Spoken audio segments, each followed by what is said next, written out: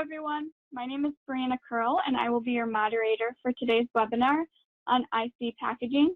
If you are unable to hear the presenter or see the presentation at any time throughout the webinar, please let us know in the chat and we'll do our best to resolve any issues. Everyone's line is currently muted and will remain so for the duration of the webinar. If you have any questions throughout the webinar, please type them in the questions panel as they come up. We will have representatives ready to answer your questions directly during the webinar. With that being said, I want to thank you all for joining us for today's webinar and introduce you to our presenters, Helen LaBelle and Janine Flagg. Helen is an applications engineer and has been with EMA since 2006. Her primary focus is component and database management.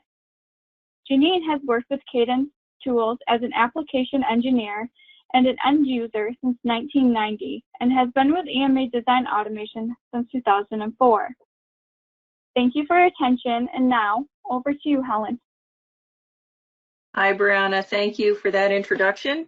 As Brianna mentioned, my name is Helen LaBelle. I'm a field applications engineer with EMA, and I'll be giving the presentation for today's webinar. My colleague, Janine Flagg, will be delivering the demonstration portion coming up in just a little bit, and also addressing questions that you might have towards the end of the demonstration. So let's talk about our agenda for today.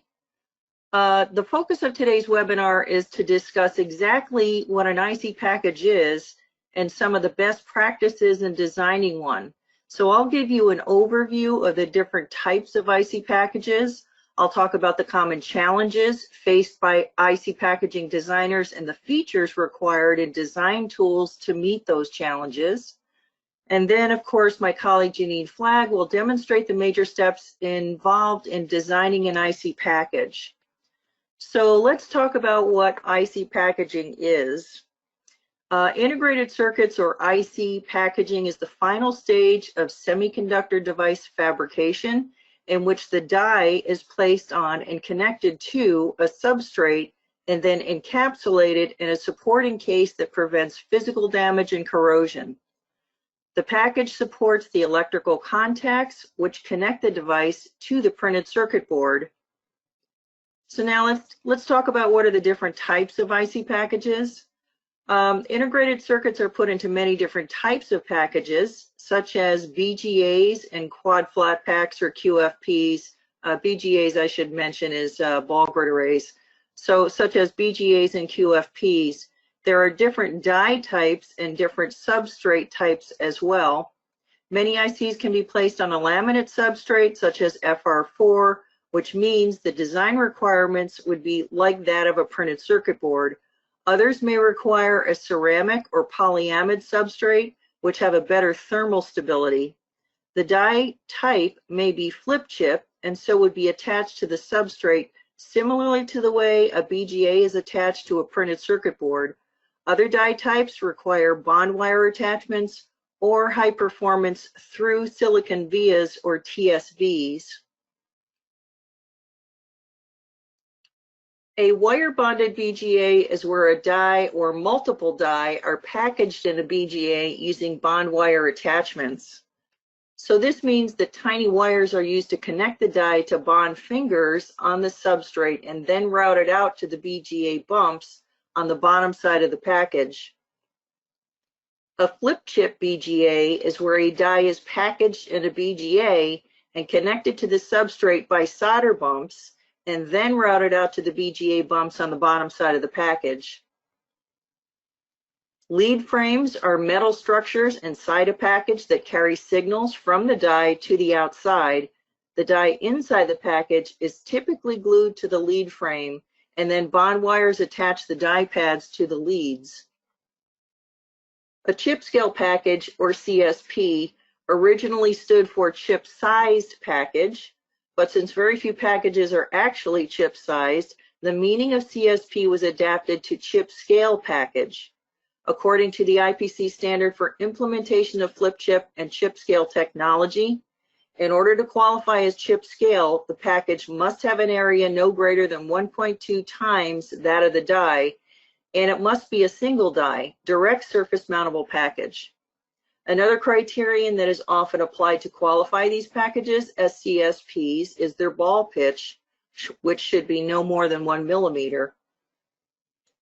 An RF module is a small electronic device used to transmit and/or receive radio signals between two devices. In an embedded system, it's often desirable to communicate with another device wirelessly. This wireless communication may be accomplished through optical communication or through radio frequency communication. Okay, so let's talk a little bit more about traditional packaging versus today's packaging. So traditionally, IC packaging was a necessary evil. It's required to protect the die, redistribute the I/O pin to a pin pitch that is more suitable for printed circuit boards, and to make devices easier to test. Many of today's IC packages are truly systems on a chip, or SoCs, which add value at the package level by placing multiple die in a package using various cutting-edge technologies. Some of these SoC devices have thousands of pins. With the use of through-silicon via, or TSVs, and wafer-level packaging, WLP, technologies, the functional density of a package may be increased substantially. Through-chip via is a vertical connection or via that passes completely through a silicon wafer or die. TSVs are high-performance interconnect techniques used as an alternative to wire bonding and flip chips to create 3D packages and 3D integrated circuits. Compared to alternatives such as package-on-package, not only is the interconnected device density substantially higher, the length of the connections is shorter. Wafer-level packaging technology is the packaging of an integrated circuit while it's still part of the wafer, instead of the more conventional method of slicing the wafer into individual circuits or dice and then packaging them. WLP is essentially a true chip-scale package, or CSP technology, since the resulting package is practically the same size as the die. Wafer-level packaging allows integration of wafer fab, packaging, test, and burn-in at the wafer level in order to streamline the manufacturing process. A major industry for WLPs are smartphones due to the size constraints. All right, so let's talk about some of the common challenges now. And let's first start with electrical. So the current carrying traces that run out of the die through the package and onto the printed circuit board have very different electrical properties compared to the on-chip signals. They require special design techniques and need much more electrical power than signals confined to the chip itself. Therefore, it's important that the material is used and the electrical contacts exhibit characteristics such as low resistance, low capacitance, and low inductance. Both the structure and materials must prioritize signal transmission properties while minimizing any parasitic elements that could negatively affect the signal. Controlling these characteristics is becoming increasingly important as the rest of the technology begins to speed up. Packaging delays have the potential to make up almost half a high-performance computer's delay, and this bottleneck on speed is only expected to increase. All right, so let's talk about mechanical and thermal considerations. The IC package is responsible for keeping the chip safe from all sorts of potential damage. The package must resist physical breakage, provide an airtight seal to keep out moisture, and provide effective heat dissipation away from the chip. At the same time, it must have effective means of connecting to the printed circuit board, which can change drastically depending on the package type. The materials used for the body of the package are typically either plastic or ceramic. They both can offer a high thermal conductivity and decent mechanical strength. Ceramic generally has better characteristics, but it is more expensive. Increasing the surface area of the package allows for better heat transfer via convection, and some packages utilize metallic fins to enhance heat transfer even further at the cost of valuable space. Larger sizes also allow for a greater number of mechanical connections. However, these factors are balanced out by the fact that the package generally needs to be kept as small as possible. So now let's talk about some economic challenges. Economic considerations often require trade-offs. Cost is a major limiting factor for many designs. Choices such as package material and level of precision must be balanced by the economic viability of the end product. Depending on the needs of the system, opting for lower cost materials is often an acceptable solution to economic constraints. Typically, an inexpensive plastic package can dissipate heat up to 2 watts, which is sufficient for many simple applications, though a similar ceramic package can dissipate heat up to 50 watts in the same scenario. As the chips inside the package get smaller and faster, they also tend to get hotter. As the subsequent need for more effective heat dissipation increases, the cost of packaging rises along with it. Generally, the smaller and more complex the package needs to be, the more expensive it is to manufacture. So let's talk about some features that are required in IC packaging design tools in order to meet some of these challenges that we've been discussing. Many IC package designs do not even start out with a schematic. The logical information given to the package designer may be in the form of a die file. And for this reason, the designer needs to have the ability to read one or more die files into their design environment to create intelligent parts and the beginnings of a net list. They also need to have the ability to generate the required package. Then they need to create the connectivity between the die and the package based on the best routability.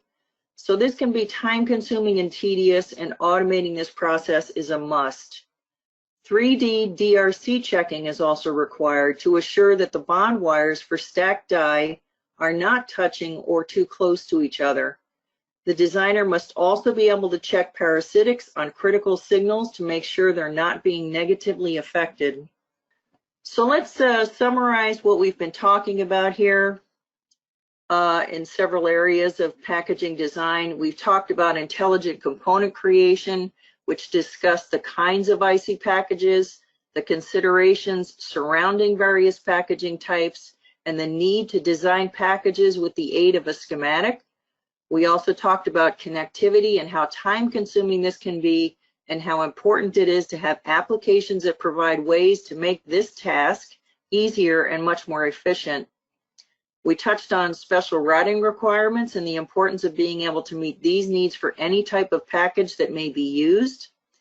And we looked at signal parasitics as a common design challenge and the need for design tools that cater to these challenges. And finally, we examined the economic challenges in trying to find the right balance between cost and performance. And so now we'll continue this exploration during our demonstration portion of the webinar. Thank you, Helen. Yeah, thank you. And at this point, I'm going to pass the screen over to Janine to start our demo portion. Okay, let's get started. So the first thing I'm going to do is import a technology file. Tech files on, among other things, import things like your constraints. So you can set up constraints in one design, save them off, and reuse them in future designs.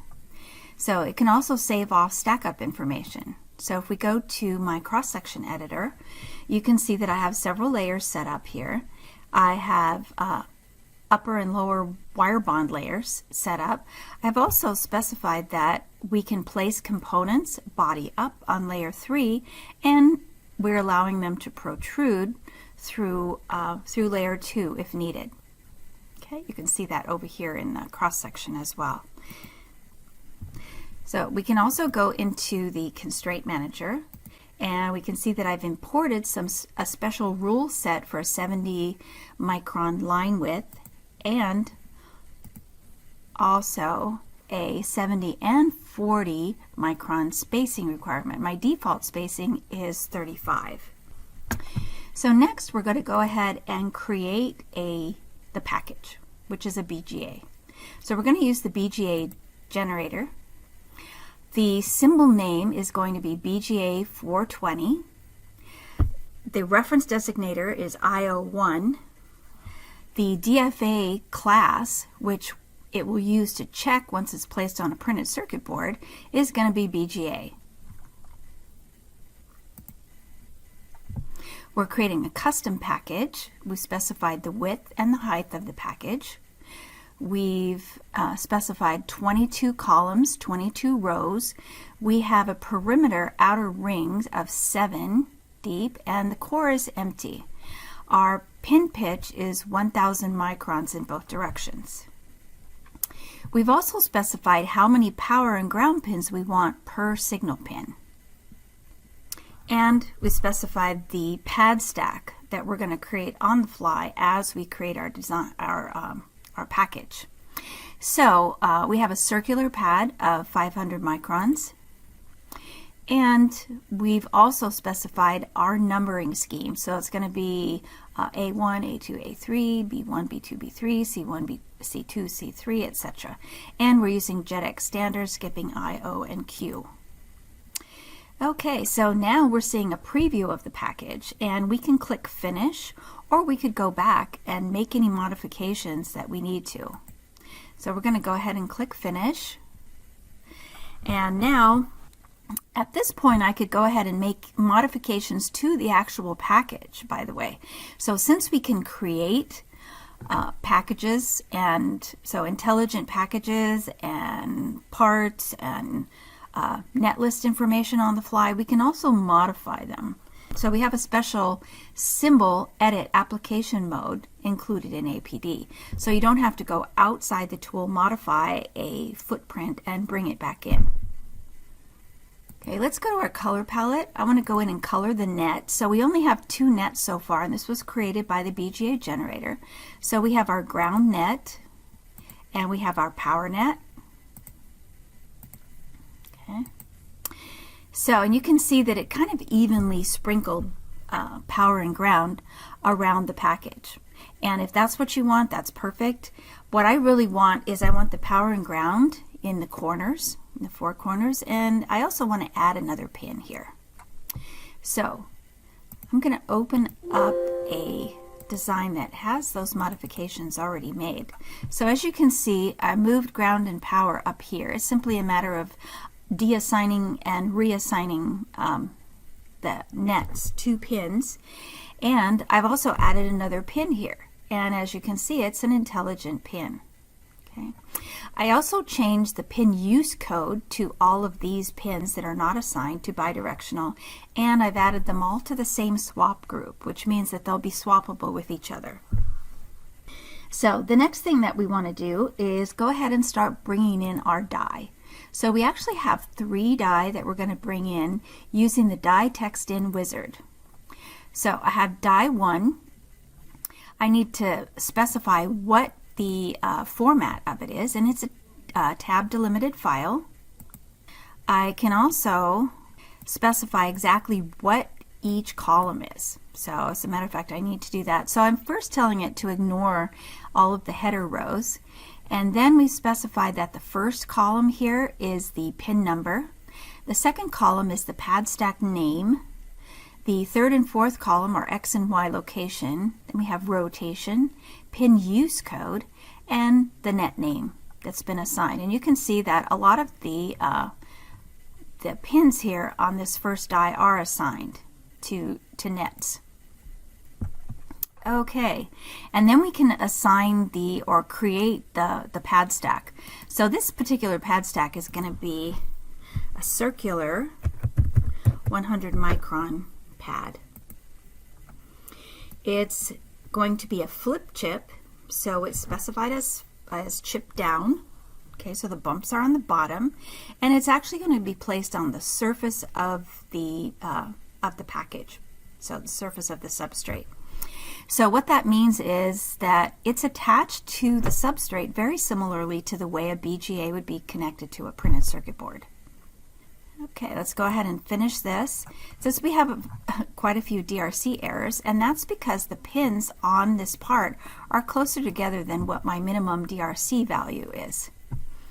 So I could create a constraint region, or I can simply go in and add a property to this part, to the symbol, and all I need to do is specify that if the pins are on the same part, that the DRCs can be ignored. So, or actually they're just not flagged. Okay, so there's our first die. Now I'm going to import the next die.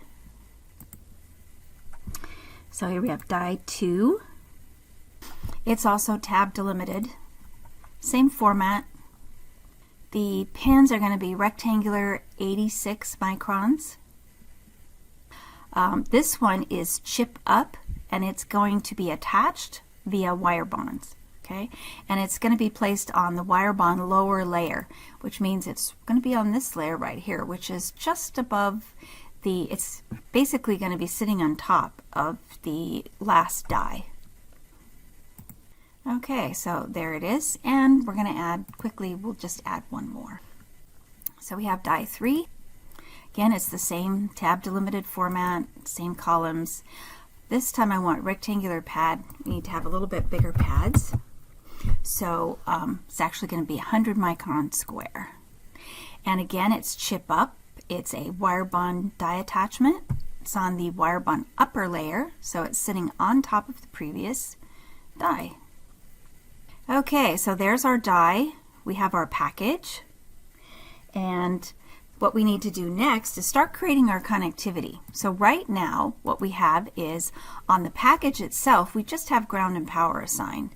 And then most of the die actually have net names assigned to the pins for the most part. There's not all pins are assigned, but that's fine. Okay. So what we're going to do is first I'm going to read in a partial net list. So I actually have a net list that is just has a few critical nets in it. So it's a tab delimited file, but it also has some space delimiters, and sometimes we have consecutive delimiters. And you can see that by the way this is not lining up properly. Once I specify this and we move on, you'll see that it actually lines up just right. Okay, we don't have any rows that we need to ignore, but we do need to specify what these columns are. So the first column is the net name. It's all net names. The next one is the reference designator. Then we have pin number. The next one is reference designator, and then pin number. So what we're saying here is that we have this is the signal name, and it is connected from D3 pin 18 to IO1 pin F21 and so forth. So let's say next and finish, and there we have our net list, or the beginnings of our net list. So now we need to actually connect the rest of the die pins that have signals on them to the BGA package. Now I could go in and say that I want to assign nets, and I could choose a pin on each one of the die, a pin on the die and then a pin on the package, and assign them one by one. But that's going to be extremely tedious and just, very, very time consuming. So I'm going to use the auto assign net feature. And so I'm going to select a die. And by the way, I could actually tell it to go ahead and create nets for all of the unassigned pins on the die, but we don't want to do that. We would actually not have enough pins on the package. So, and then I can pick any bump on the package and go ahead and hit assign. Okay, so now we can take a look at what it's done so far, and we can see the only places it's crossing really is where I've assigned it. Okay, so I could go in and do some pin swapping. So let's say to straighten this one out, I actually want to move this all the way over to this pin. And kind of the same thing down here. I could take this one and move it over here. Okay? So that's going to be better for routing. We still have some crossovers here, but that's for our, that's a differential pair right here, so we'll worry about that later. So next, I'm going to go ahead and assign to the other packages. So let's go back into our auto assign net. We're going to pick the next die and any BGA bump and click assign. And then let's go ahead and do the last one. Okay, and it will tell you, we have 37 pins on the die that need to be assigned, and we have 65 available bumps still on the package. So let's go ahead and assign that. Click OK. And that actually looks pretty good. Like I said, outside of the differential pairs and stuff, that actually looks really good. So, and by the way, let's go into the constraint manager just really quickly and assign our differential pairs. Say we want to create differential pairs. And I'm going to use my auto setup for this. And I've specified that I want DP underscore as a prefix to the name of the differential pair. I'm looking for nets that have exactly the same name, but just with a suffix of underscore P and underscore N for the positive and the negative sides of the differential pair. And it found 4 nets. So possible 2 differential pairs. So I'm going to go ahead and hit create and close. And you can see now that we have a couple of differential pairs here. So let's go ahead and close the constraint manager. So the next thing that we need to do is create wire bonds. So we need to add our wire bonds and bond wires. So I'm going to open a design that I've done a little bit of setup for wire bonding.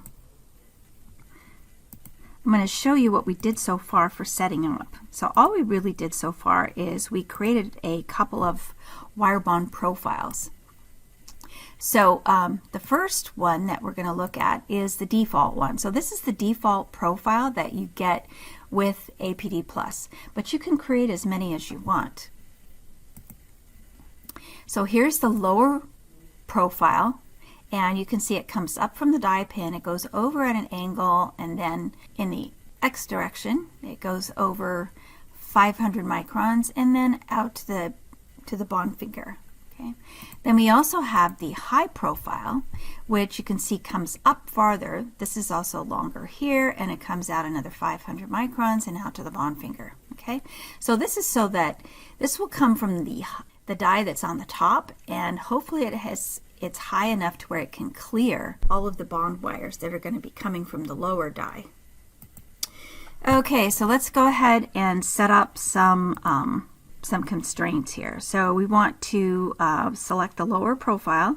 We want to pick our bond finger, and then here's where we're going to set up some constraints. So I'm going to say that I want my fingers to be 135 microns apart, and I want to make sure that the wires won't be crossing. And so we're ready now. So I could at this point start just adding wire bonds or bond wires one at a time and placing the fingers.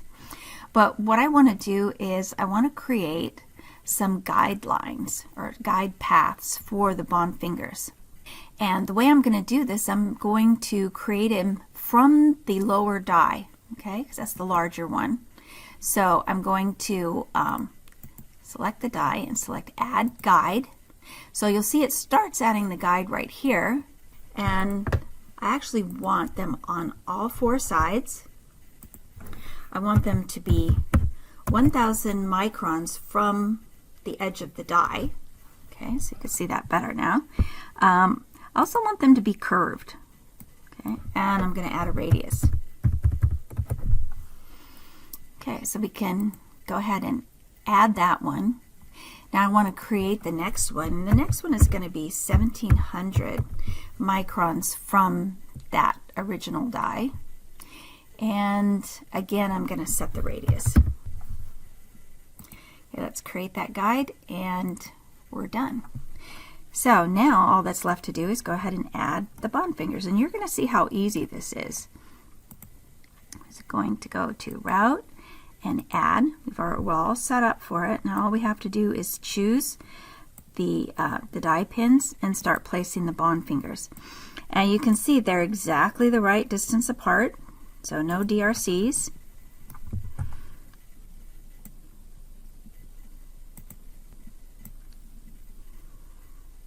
Okay. Next, we need to do a little bit of, we need to change our setup just a little bit so that we can add the high profile wires. I'm using the same bond finger, and I need to change just one DRC here. I wanted these bond fingers to be 300 microns apart. Okay, now let's go ahead and add them. So we're adding them from the upper die. So I'm going to choose these fingers with those die pins. I have to turn shove off so it doesn't try and shove the ones on the previous tier here. So let's go ahead and add them. I'm just going to go ahead and add these pretty quickly here.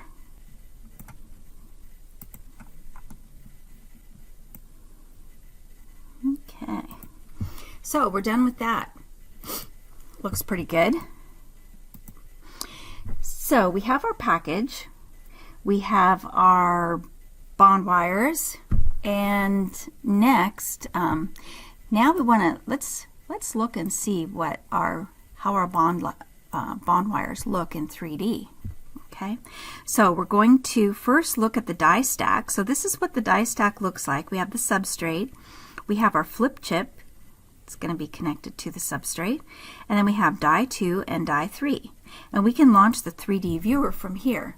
So this will give us a nice view and checking ability for our bond wires. So we can look at these and see if we have any DRC errors.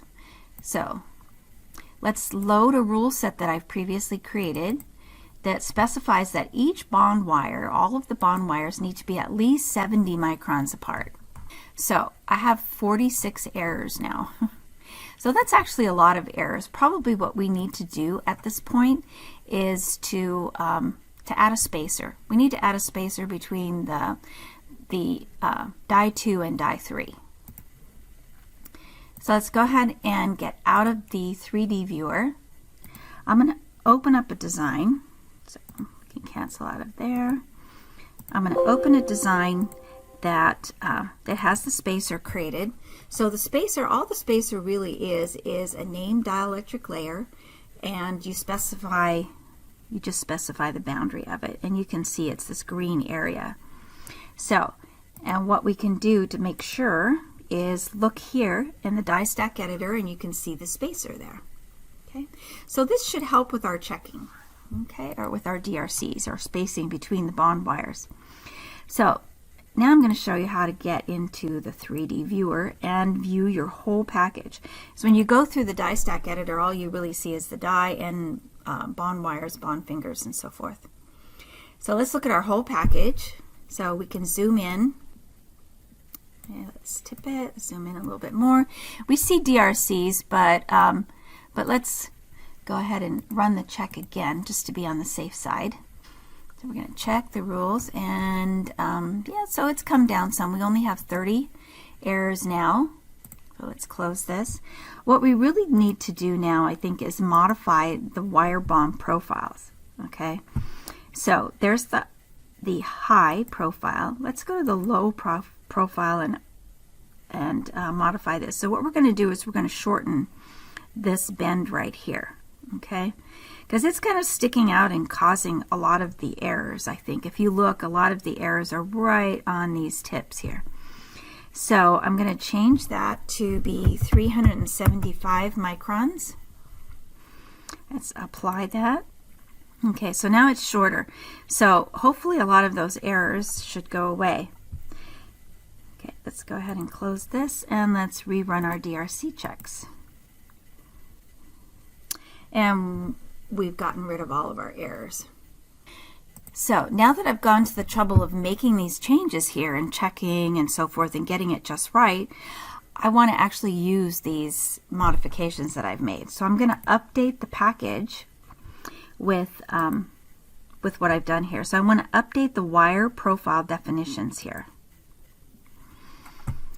So let's do that. We can now exit, and there's our package.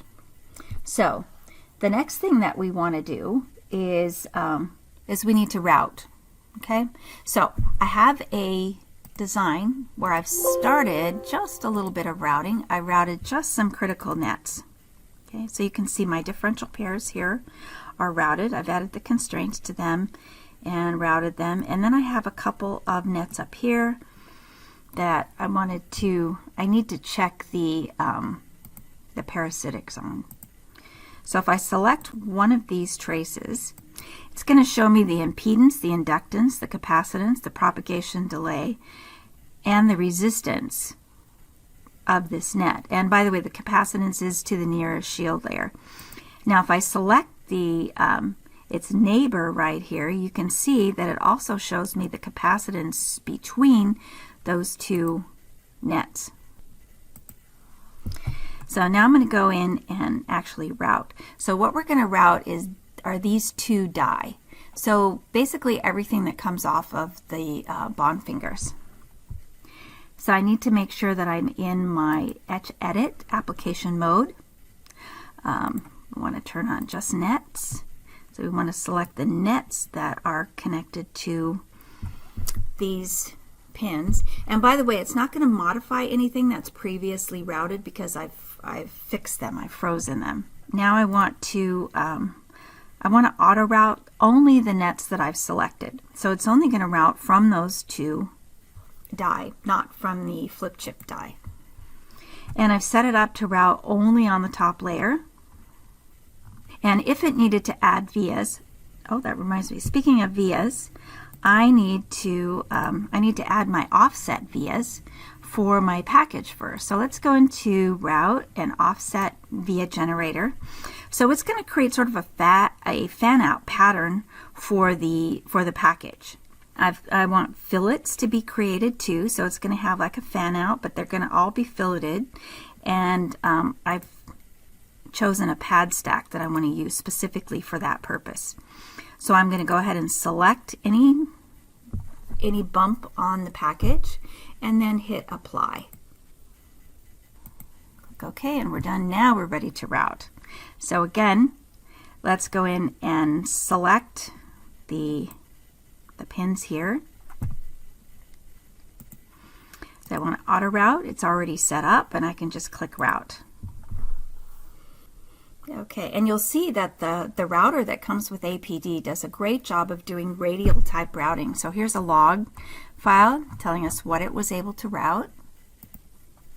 And it actually completed, it routed everything that was coming off of the off of those bond fingers. And the nice thing about it is you can see it actually will route off angle so that it comes directly out of the bond fingers. Okay, you don't want it having acute angles and things like that coming off those bond fingers. So the next step would be to route the traces from the flip chip. So as you can see, that's the only ones left. But actually, in the interest of time, I'm going to open up. It would take another 3 layers, which you can do together or one at a time to complete that. So here's the completed package.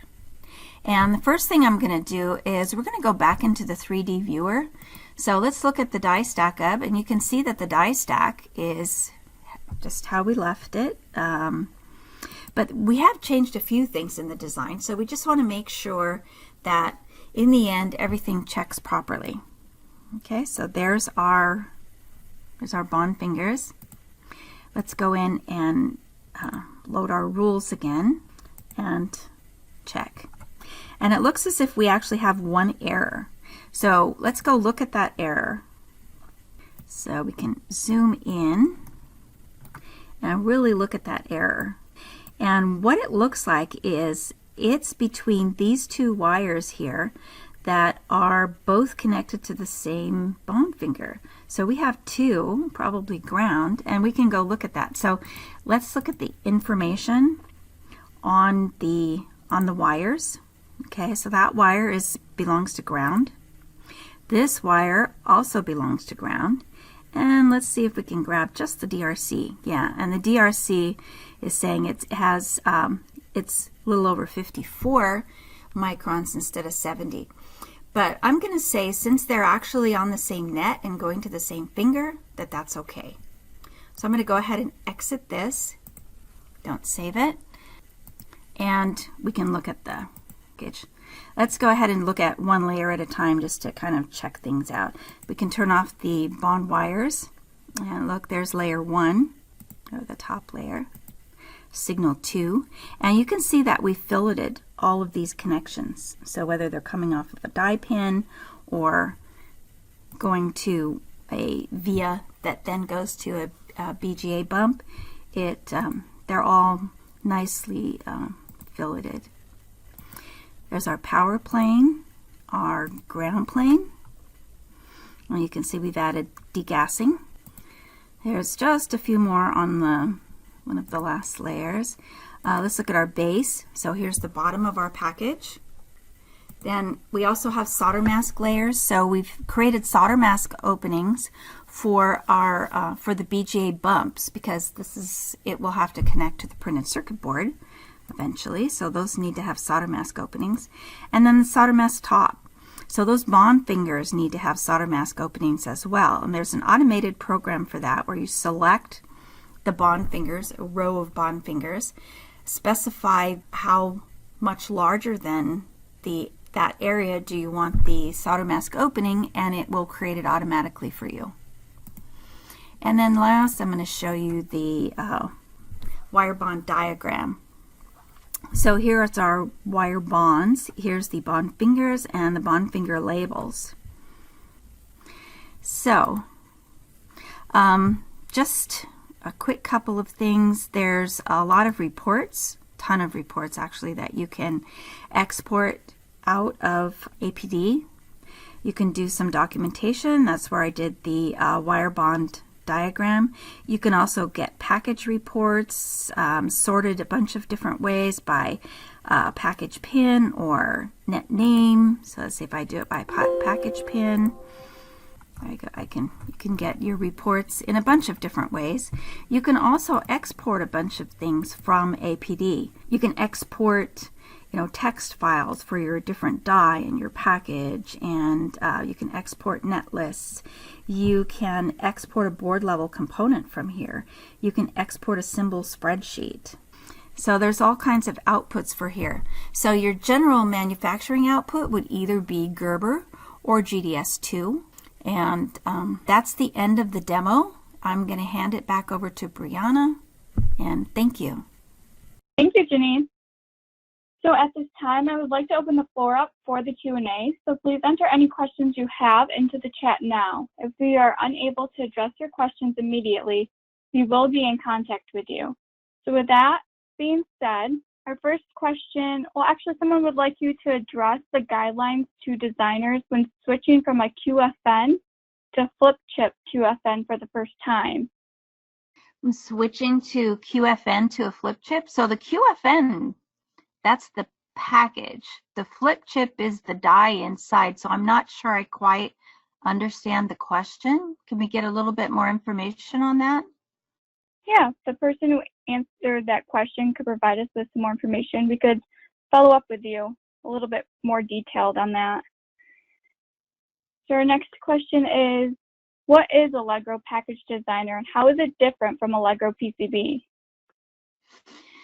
Okay, so Allegro Package Designer, or APD Plus, is really it's the separate tool. I mean, you could think of it as kind of like a superset of Allegro, because it does behave a lot like Allegro. The user interface is very similar. So if you know Allegro, you could ramp up on it pretty quickly.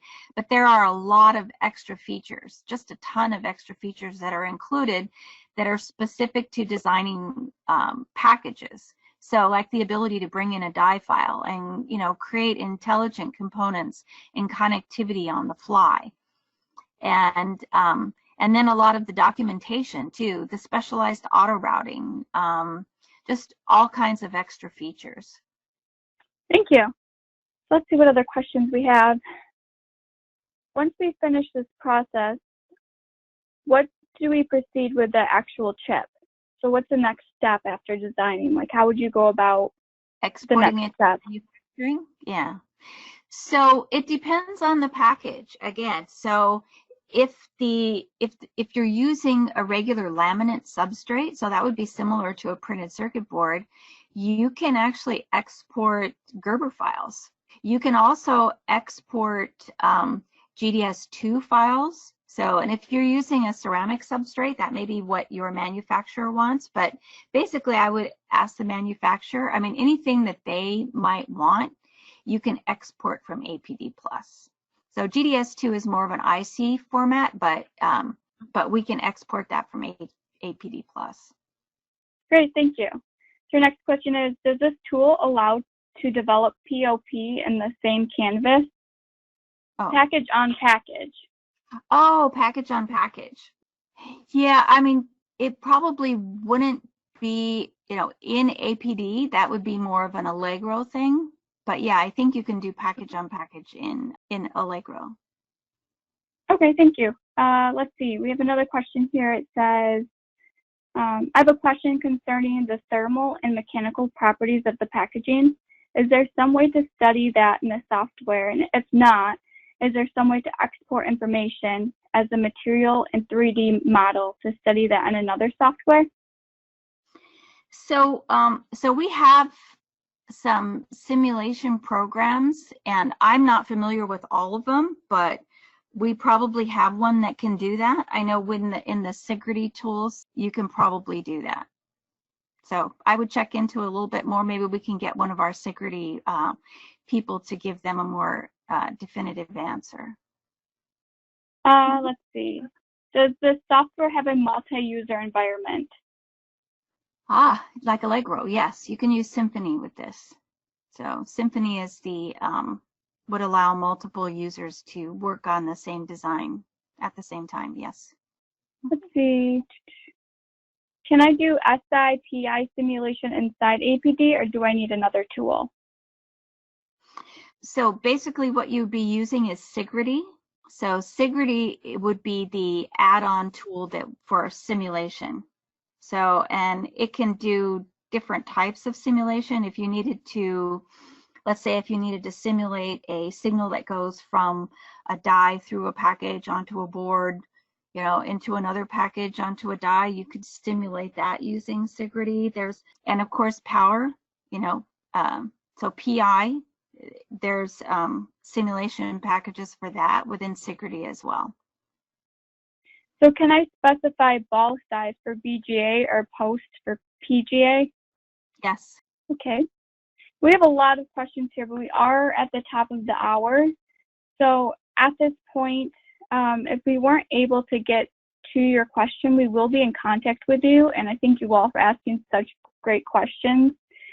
And I'd like to thank Janine and Helen for the presentation and demo, and everyone who was able to join us for today. And I hope you all have a good night or morning wherever you are.